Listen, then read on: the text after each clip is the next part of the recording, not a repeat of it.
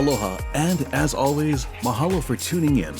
Since the start of Doko Ga TV Japan Mania, we've showcased some of the best of Japan's foods, locales, experiences, history, pop culture, and people. Well, this past summer, we started the first of our Adventure Mania video diary series as Team Doko Ga TV got to experience Alaska as part of a non-stop travel Norwegian Bliss cruise experience.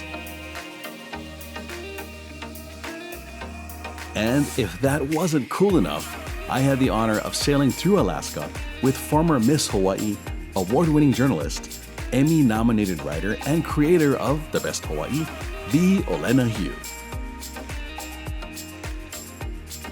Olena and I were both really excited, as this would be our first time in Alaska and my first time on a Norwegian Cruise Line ship.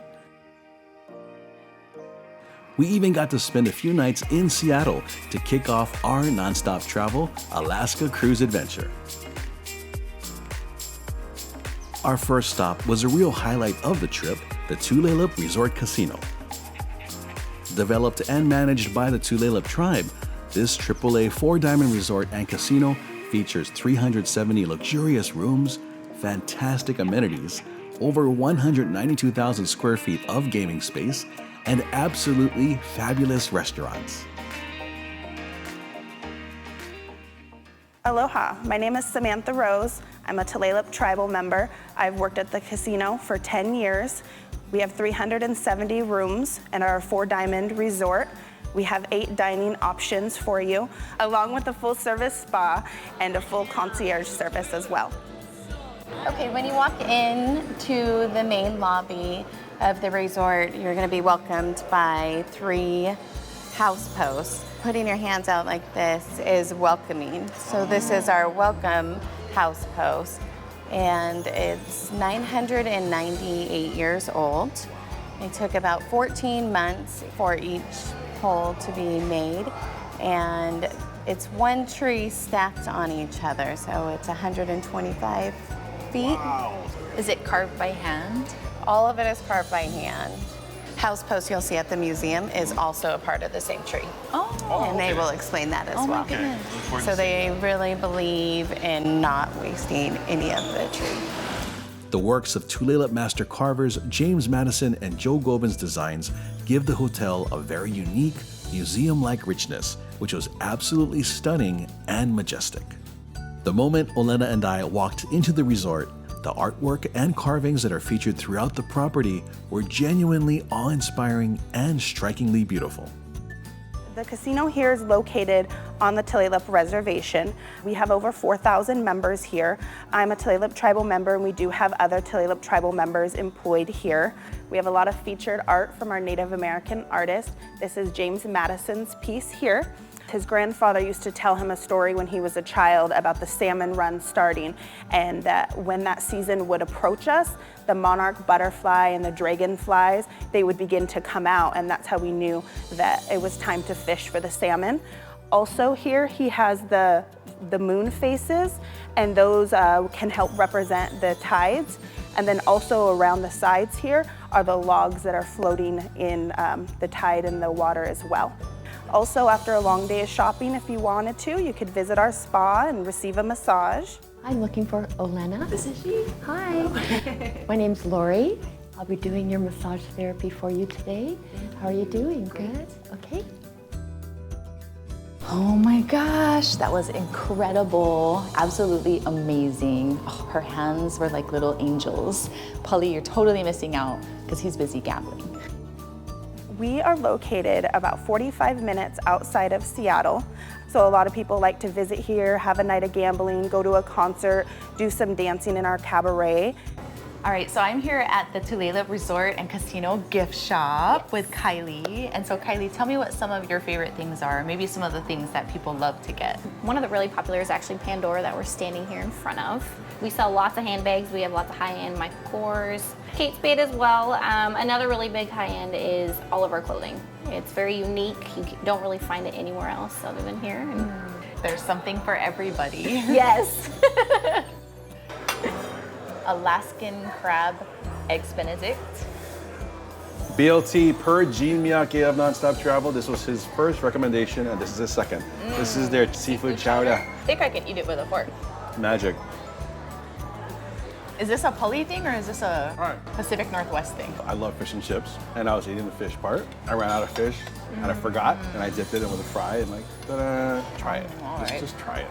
There's hesitation I'm there. mildly apprehensive. See?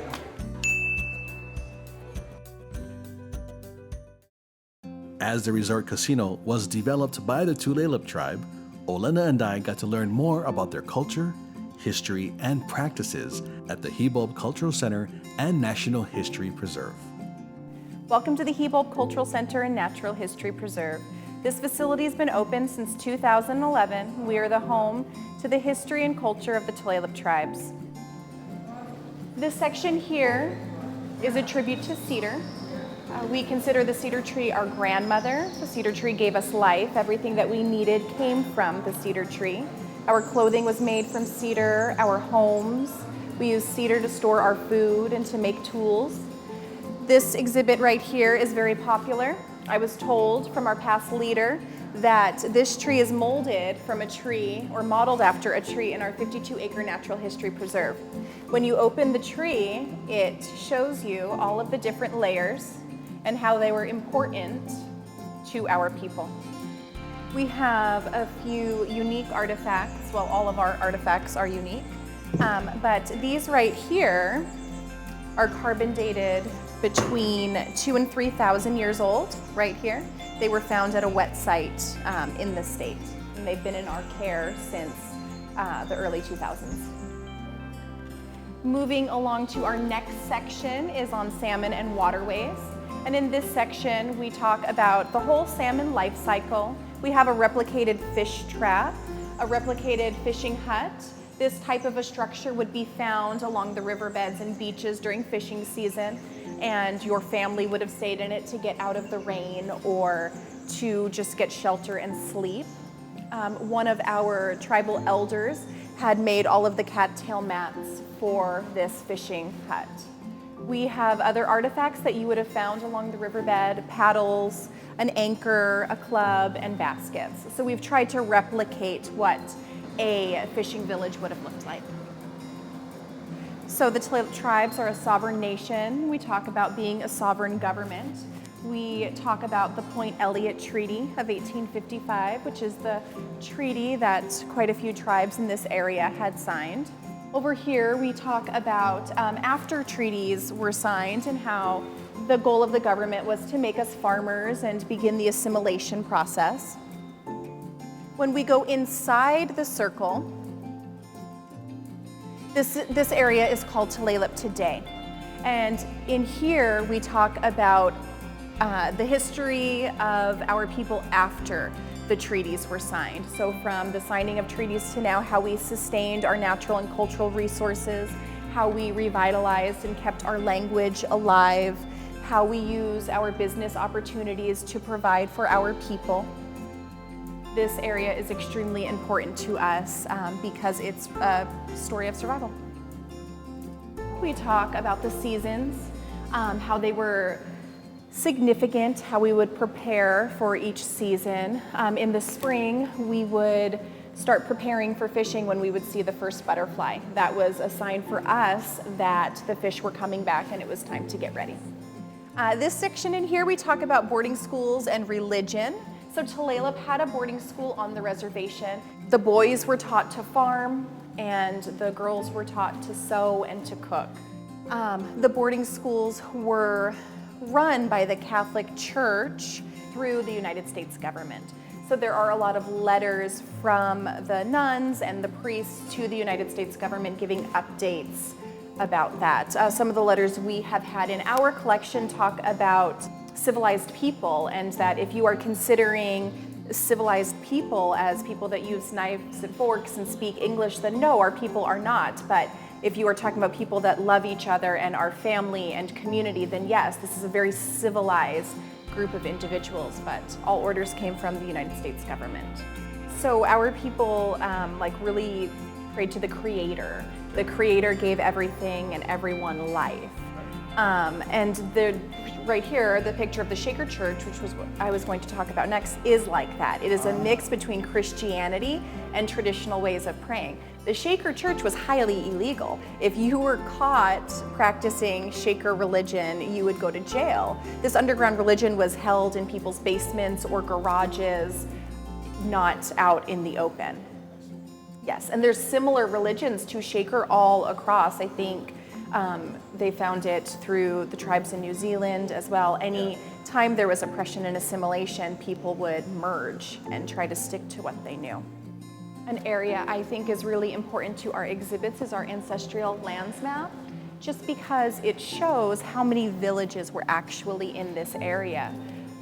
Every single white dot on this map signifies a village. Our traditional village was right here in Tulalip. The village of Hebel, which we are named after, was more in Everett at Preston Point or Legion Park area now. And that was the largest of the Snohomish villages. So we, in building our cultural center and planning for it for 30 years, named it after the village of Hebel. This darker colored tile signifies the Snohomish River. We have 3 canoes that have all come from the Wayne Williams and William Shelton collection. This canoe right here was actually William's personal canoe. He had used it to travel. And then we have the larger of our canoes, which did not come from this area at all. It came from the peninsula area tribes, and in the 1800s, it was going to be used as the dowry in a wedding. When the bride and groom met, they refused to get married. They didn't like each other. So in the 1800s, that brings huge shame, the early 1800s, on both families. The family who created it refused to take it with them. You know, the peninsula's far. It's an ocean-going canoe, much bigger than the canoes we had in this area. And the family who was supposed to accept it refused because it's just not classy either way, you know, very prideful people. So it just stayed underneath our longhouse, and whoever had a crew big enough to use it would, and then William Shelton purchased it from the leadership at the time and used it for a model and modeled our newer canoes from it.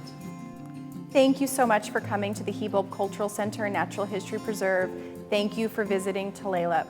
We hope that you enjoyed learning about the history and culture of our people.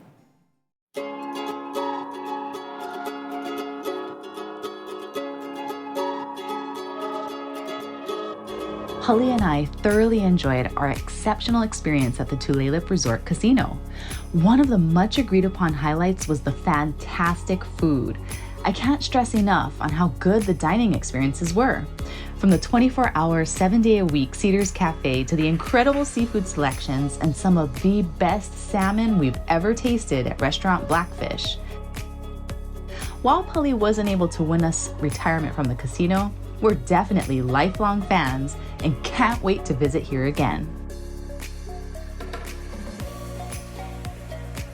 After a very informative, relaxing, and food-filled stay in Tulalip, we made our way to downtown Seattle, which was about 40 minutes out from the resort casino. We'd be spending some time in Seattle for an additional day of exploration, and wouldn't you know it, more food. We checked into the Hyatt Regency Seattle, the largest hotel in the Pacific Northwest area, which is conveniently located in the heart of downtown Seattle. The location of the Hyatt puts you right in the middle of the city's must-visit highlights and attractions. In addition to the great restaurants in the hotel and the adjacent areas, we got to relax a bit at the Hyatt Regency's club, the indoor-outdoor lounge, which features a wraparound terrace that gives you a great panoramic view of the synergy of Seattle's streets. Hey folks, aloha. We made it! We made it. We're here in one of Seattle's signature spots where we're gonna have a lot of seafood and chowder and maybe some drinks and then some. Yes. Okay. I'm ready to eat. I'm hungry. Me too. Let's go. After checking in, our first stop, Seattle's iconic market. Pike's Place Public Market opened in August 1907 and is one of the oldest public farmers markets in the U.S. Pike's Place is home to over 10 million visitors annually and is Seattle's most popular visitor destination. From a wide selection of foods, crafts, and entertainment, Pali and I were on a mission to find some of Seattle's snacks and seafood goodies for lunch. We're here for the most significant activity here at Pikes. Now, what's next? We have to find, I want to find like a lobster roll or something. it's like a unicorn sighting. Yeah. We Do you have want to find. chowder or? I want both actually because we're in Seattle, so let's do this. Let's do this. What flavor did you get? I got us red velvet cream cheesecake. How did you know? That's The my sign favorite. said, Olena here's favorite here in Seattle. Sweetened condensed milk. Oh, what? Is that even legal to use on these things? That's the flavor I'm getting. Oh my God. Hey, That's a little bite of heaven. red velvet cake, cream cheese, sweetened condensed milk, no calories. Jumbo shrimp cocktail from our friend right behind us. Go ahead, Olena. Get the sauce, get the sauce. Thumbs up. Check it out, look at this. Ta-da! It's always food time. And I love that it's always food time with you too. Yeah, It's like, I'm always hungry. and I mean, we didn't even coordinate this, but look at this. Look at that. Scary. It's scary, absolutely So we were scary. at Pikes Market. It was kind of crazy. We're hungry, and so I just kind of wandered across the street. I saw some people hanging out of the window. Yep. We ventured over to Pikes Place Bar and Grill. And we met the coolest cat over here who happens to be in love with Hawaii and going to move to Hawaii. And immediately bonded with Olena like everyone else here on the planet does. And just rolls up his sleeve, Hawaii, Tattoo. birthplace. Hawaii, birthplace. So how do you even leave the house? It's like, it's crazy. Oh, stop. Everybody, you know. Let's eat this and get going. Aloha.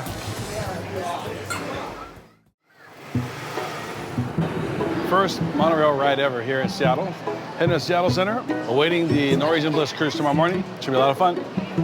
Wow, speaking of speed, I like that. Much faster than the one in Pearl Ridge. Much faster. It's so convenient and fast and affordable and cheap and easy and quiet. And clean. Very clean. Star Wars. Do you want a picture with Darth? Nah, thanks. I'm good.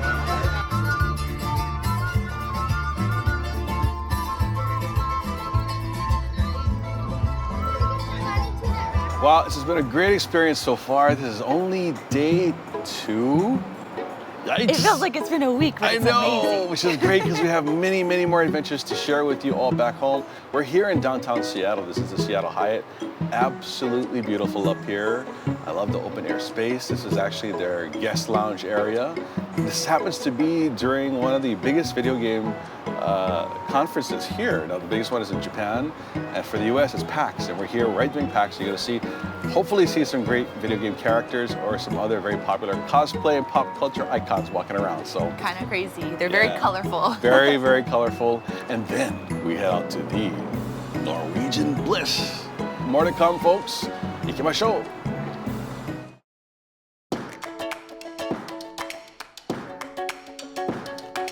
After a fun-filled day playing tourist in Seattle, it was time for dinner, and Olena picked a winner. Big time.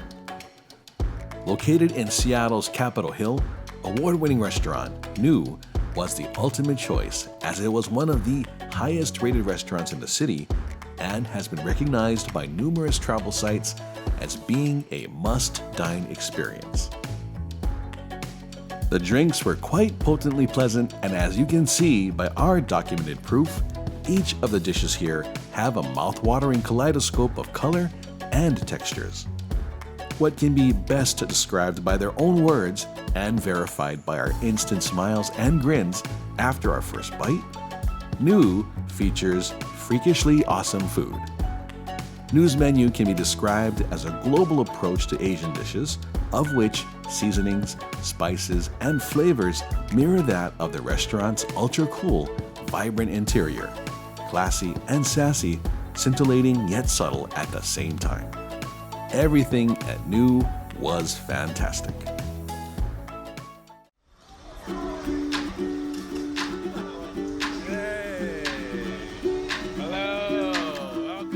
The day finally arrived. The nonstop travel group and team Doko Ga TV gathered at Bell Street Pier Cruise Terminal and boarded the Norwegian Cruise Line's newest ship, the Norwegian Bliss. Everyone just got in, the group got checked in, finally got on board. I don't know where Elena's at. Oh, there's where Elena's at. What is it? It's a pina colada. It's a pina colada? And just like that, the nonstop travel group, the Olena Hugh and Team Doko Ga TV were on our way. The welcome party on the Norwegian Bliss went on for quite a while, with music, refreshments, lots of smiles, and dancing that lasted until sunset. As always, mahalo for tuning in, and please join us next week for part 2 of our Doko Ga TV nonstop travel Alaska adventures on the Norwegian Bliss.